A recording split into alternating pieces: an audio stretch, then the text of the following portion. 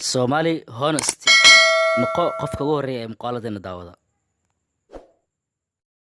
Ridan oo lagu magacaabo Lincoln ayaa loo doortay maayarka magaalada Vermont oo ku taala xuduudda wilaayadda New York kadib markii ay kooxad badatay xayawaano kale oo la tartamayay. Doorashada ayaa waxa codeeyay 2500 oo ruux oo kamid ah dadka degan magaalada yar ee Fairhaven. Waxa la loolamay Lincoln 15 kale oo xayawaan ah kuwaasi oo u ordayay jagada odaynimada ee degmadaasi. Waxa kamid ah haybsad lagu magacaabo Cici Towel ee la yiraahdo Steel Hebler iyo shil la dhaho Crystal.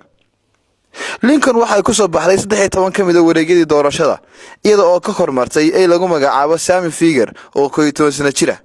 Haddaba ridan 3 sano jirka ah ee loo doortay maayarka magaalada aadka u degan ee Vermont ayaa waxa ay ka qayb gali doontaa shirarka golayaasha deegaanka, kulanada bulshada iyo xafladaha heerka sare ah ee ka qabsama magaaladaas yar. Fairhaven ma laha maayar bani aadam ah.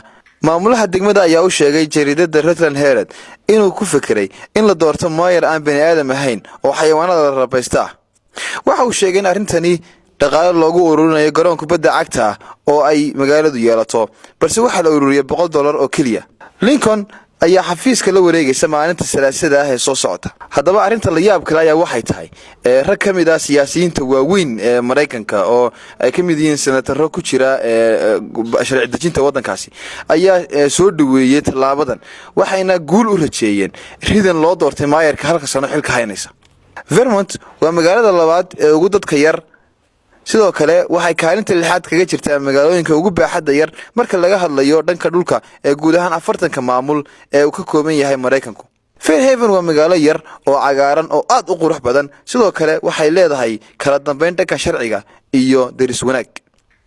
Maxamed Maax Faaliyaha qaranka Hay'ad Chicks.